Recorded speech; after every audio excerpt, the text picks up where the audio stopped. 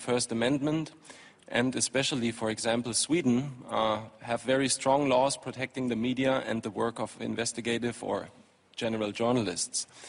So, from our perspective, this is something. If there are any Swedes here, you have to make sure that your country is really one of the strongholds of freedom of information.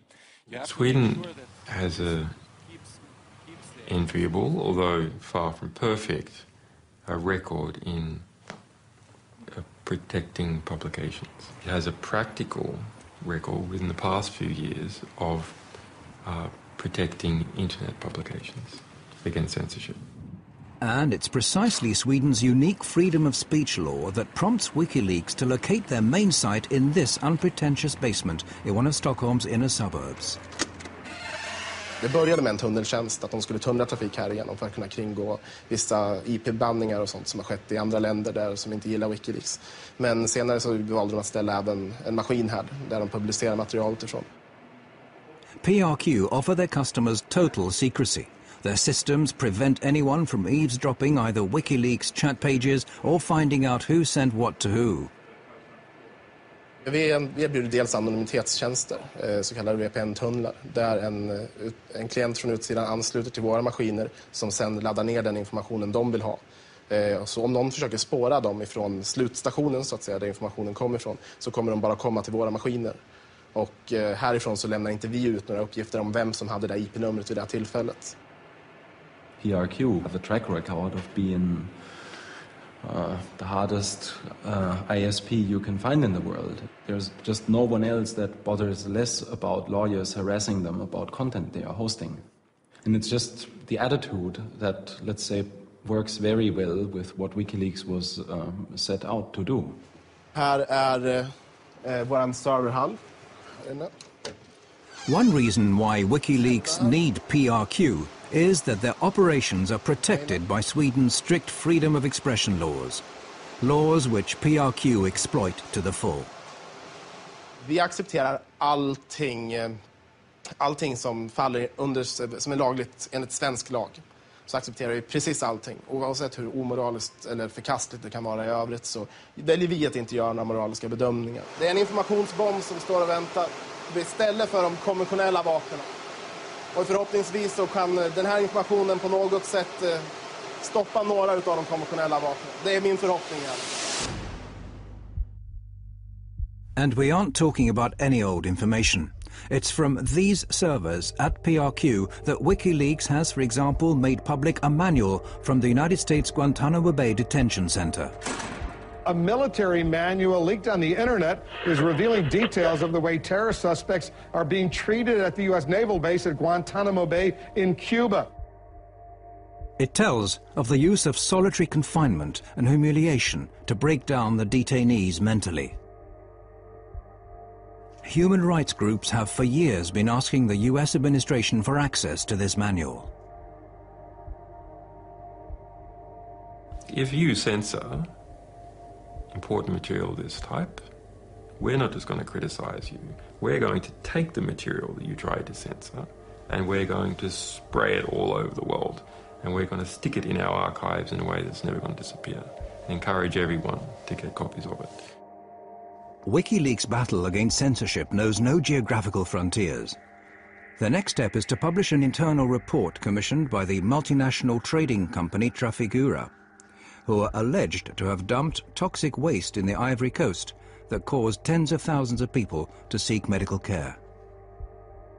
The Guardian newspaper was going to produce a big story on this, and as a result, they were gagged. The company obtained a secret order in court to gag all the press in the UK from reporting anything related to the content of that report and the fact that they had been gagged.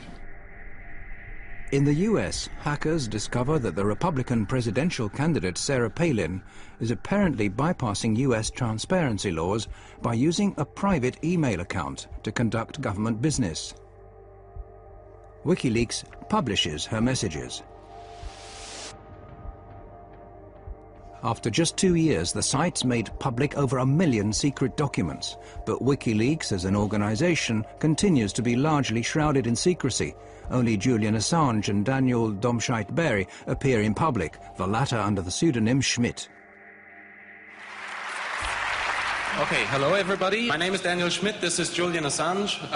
We're here to make a short presentation about the WikiLeaks project. According to The National, which is something that we are kind of proud, it's one of the last quotes we had. So The National has said that we have produced more scoops in our short existence than the Washington Post in the last 30 years.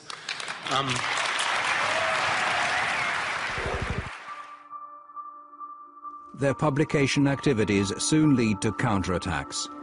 When WikiLeaks release lists of censored websites, internet service providers in a number of countries, including Thailand, China and Iran, shut them down. The more sensitive the material they publish, the more often WikiLeaks become the object of lawsuits and threats.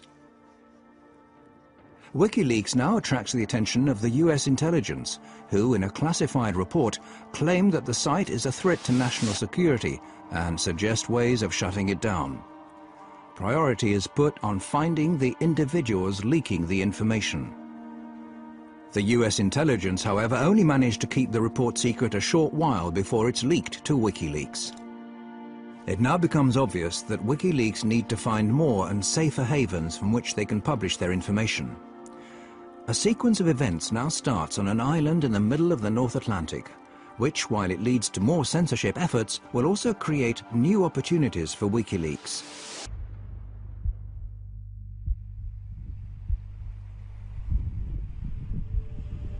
October came, October 2008, and the Icelandic banking system imploded. It lost 17/18 of its mass over the course of about a week or two. It was essentially one bank per week went bankrupt. WikiLeaks obtained material that show how Iceland's catastrophic bank collapses were partly due to cronyism or favoritism, carelessness and secretiveness. When this highly detailed document is put out on the net, the bank launches a counterattack. Well, the first time I heard of WikiLeaks was in the beginning of August 2009. I was working as a reporter for the state television when I got a tip that this website had an important document just posted online. The document was the high-exposure loan book for the failed Kaupthing Bank. It was essentially all of the regulators had been derelict in their duties. All of the bankers had been lying about the actual state of affairs. The bank's management react in panic to the revelations and in a desperate move forced the Icelandic judiciary to resort to extreme measures. I was the first one actually to break that story. But the bank reacted in a manner that was quite interesting.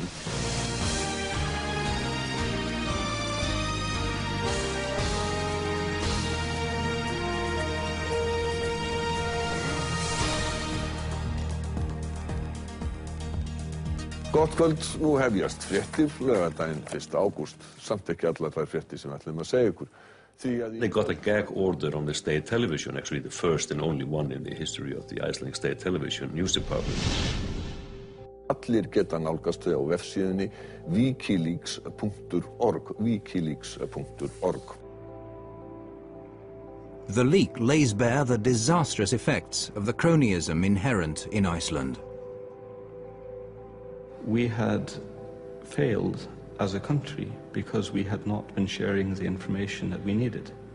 We were in the middle of an information famine. That sort of eventually led to this just, let's get the WikiLeaks people here, and then when they were here, we just went, okay, is there anything you want us to do? And obviously there was. Welcome to this program. Thank you. Yes, you mentioned to me the dream that we in Iceland we should become a vanguard of publishing freedom. Absolutely, absolutely. So we see...